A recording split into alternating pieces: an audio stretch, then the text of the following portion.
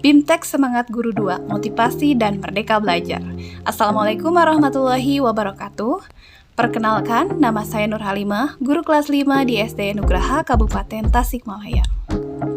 Video yang saya buat ini bertujuan sebagai bentuk refleksi dari topik 1, yakni motivasi dan merdeka belajar. Tentunya, terdapat hal yang baru saya pelajari pada topik 1, yakni motivasi dan merdeka belajar. Dua konsep ini tentunya memiliki keterkaitan dan saling mempengaruhi satu sama lain. Diawali dari konsep motivasi. Motivasi merupakan suatu energi yang dibutuhkan seseorang dalam melaksanakan serangkaian aktivitas untuk mencapai tujuan. Motivasi dapat dikategorikan menjadi dua, yaitu konten dan proses.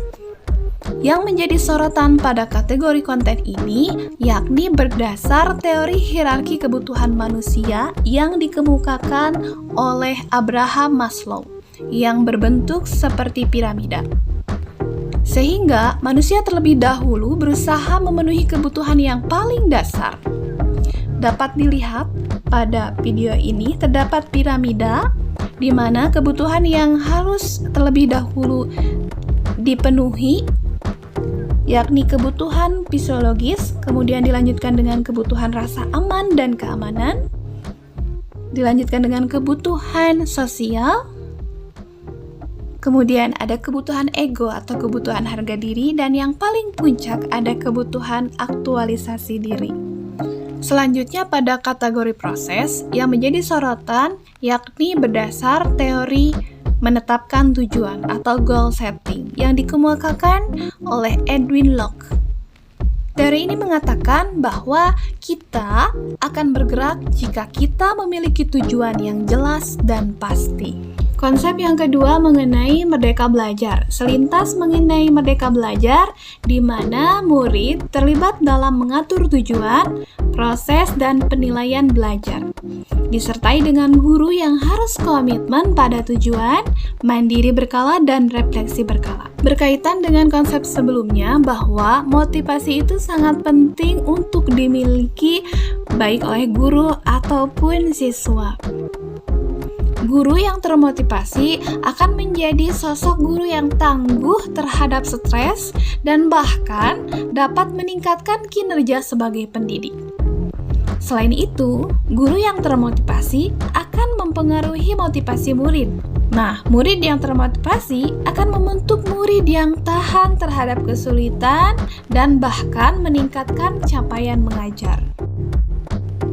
Pada BIMTEK ini terdapat lembar aksi 1 yang bertujuan membantu para pengajar untuk melatih motivasi. Lembar aksi 1 ini berjudul melakukan refleksi mengajar dengan durasi pengerjaan 60 menit. Sebelum ke langkah besar terdapat persiapan, di mana pada persiapan ini tercantum alat dan sikap apa saja yang dibutuhkan serta alasan mengapa mengerjakan lembar aksi ini. Sehingga terlebih dahulu kita akan mengetahui apa sajakah pemicu stres yang sedang dialami dan berada pada level manakah level stres tersebut.